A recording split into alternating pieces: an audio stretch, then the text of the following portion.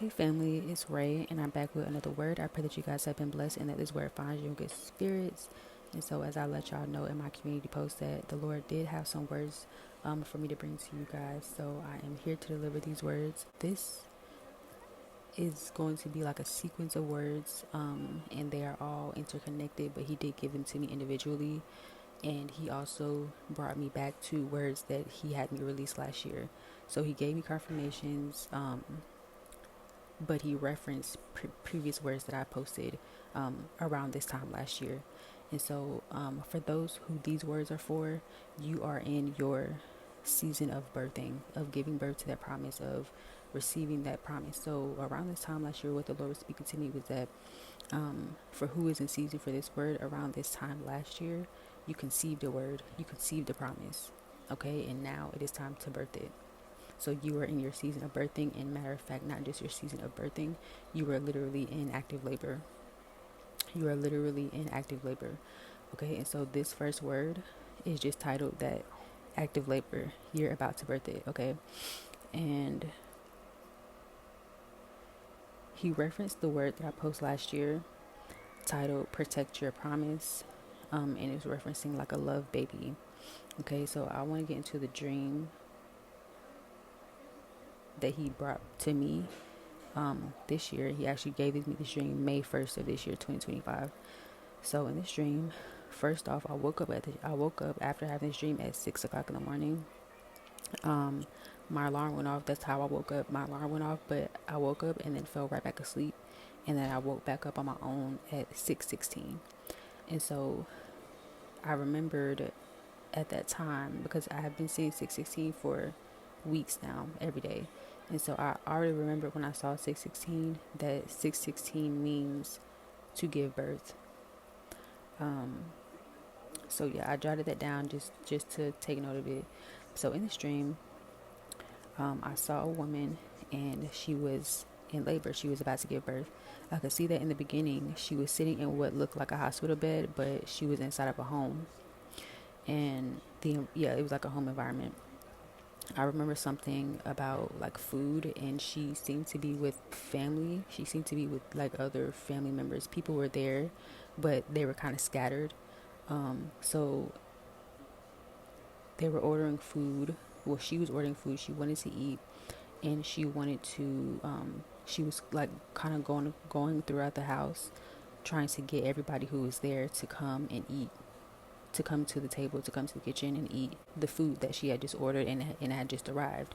So once she's just walking through the home, going from room to room, she eventually comes back to the kitchen where the food is, and she begins to get a plate, and she's about to start picking up the food to make a plate.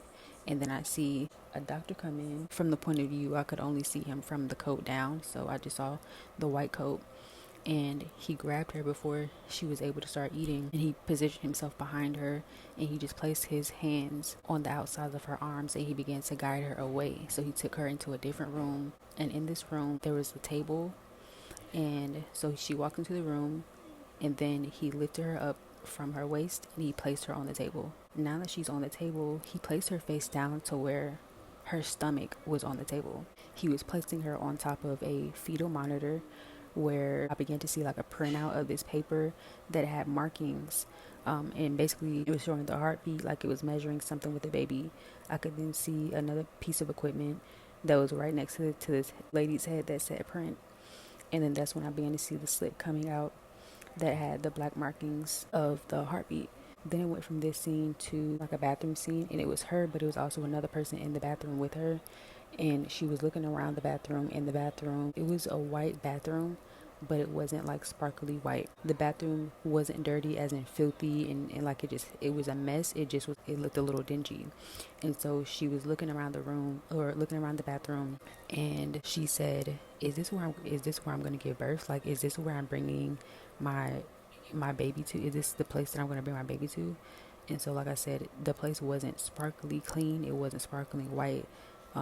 It wasn't filthy either, but it just wasn't sparkly clean. Right before this dream ended, I remember she looked down, and there were these grasshoppers. They were these green grasshoppers. They weren't hopping around, but they were just there. And I remember it zooming into them, on the ground, and that's when she pointed out to the other person who was in the bathroom with her. She pointed them out, and then I woke up from the dream. Like I said, I woke up at 6, fell back asleep, and then woke back up at 6:16. And so for those who don't know, as I mentioned, 6:16 in Strong's means to give birth to. So I know that this was intentional and fitting as it relates to this dream. And so also I remember hearing in here, it's a girl. So for someone is literally pregnant and is giving birth to a girl. And I also remember hearing her asking for an epidural, which was just another confirmation to me of how I knew that she was in active labor. So it wasn't her just having a checkup and finding out the gender, or having a checkup and, just throughout the pregnancy. I remember her asking for an epidural, which was confirmation that she actually was in active labor, about to give birth. Again, it means to give birth or to bring forth. And then to go further, it says to bring forth, give birth to a child, a medical or physical word, marking the close of a pregnancy. And so the scripture that the Lord took me to, as I mentioned, he brought me back to the word, or he referenced the word that I posted around this time last year, titled Protect Your Promise. And I will link that in here for the remainder of that word, to remind you of what the word spoke in there. But the scripture before I do that the Lord brought me to was Genesis chapter 9. Then they said to him, "Where is Sarah your wife?" So he said, "Here in the tent." And he said, "I will certainly return to you according to the time of life, and behold, Sarah your wife shall have a son." Sarah was listening in the tent door, which was behind him. Now Abraham and Sarah were old, well advanced in age, and Sarah had passed the age of childbearing. Therefore Sarah laughed within herself, saying, "After I have grown old, shall I have pleasure, my Lord, being old also?" And the Lord said to Abraham, "Why did Sarah laugh, saying, Shall I surely bear a child since I am old? Is anything too hard for the Lord? At the appointed time I will return to you according to the time of life, and Sarah will have a son." And the other one that he brought me to was 2 Kings chapter 4, verse 11, starting at verse 11. "And it happened one day that he came there, and he turned into the upper room and lay down there. Then he said to Gehazi, his servant, 'Call the Shunammite woman.' When he called to her, she stood before him, and he said to him, 'Say now to her, Look, you who have been concerned for us with all this care, what can I do for you? Do you want me to speak on your behalf to the king or to the commander of the army?' She answered, 'I dwell among my own people.' So he said, 'What then is to be done for her?' And Gehazi answered, 'Actually, she has no son, and her husband is old.' So he said, 'Call her.' When he had called her, she stood in the doorway. Then he said, 'About this time next year, you shall embrace a son. About this time next year, you shall embrace a son.' And she said, 'No, my lord, man of God, do not lie to your maidservant.' But the woman conceived and bore a son when the appointed time had come, of which Elisha had told her." Okay, so going back to this dream, the Lord spoke to me further about some things in here that he just highlighted to me. So as a girl was in this dream in labor, and she was wanting to share a meal with her family, the doctor came in and ushered her away. So for some, this signifies a departure. The Lord is calling you away from who and what is familiar to you. As she was in the bathroom, she looked around and was like, "Is this really where I'm bringing my baby?" So follow the leading of the angel of the Lord. If he's calling you away, then go forth. Others of you are in active labor, so you will see your promise fulfilled very soon. But you may not have expected or imagined that it would happen in the state of your present circumstance, meaning you pictured it differently. Maybe you wanted to have a better financial situation or a better job. Maybe you thought you'd be living in a different place. You may just be dealing with warfare and attacks from the enemy, so it may look like things are falling apart in your life, or you may be having one thing pop up after another that you're having to take care of or tend to, or things just look like they've just begun to fall apart. And so things look unstable, things look uncertain, things look unsure, and it's making you even question if this is really your season of giving birth, because it doesn't look like it. You just had different plans of how your life would look at the time that you received this promise, but this baby is coming anyways. Okay, so you are stepping into ministry. Remember, she asked for the epidural.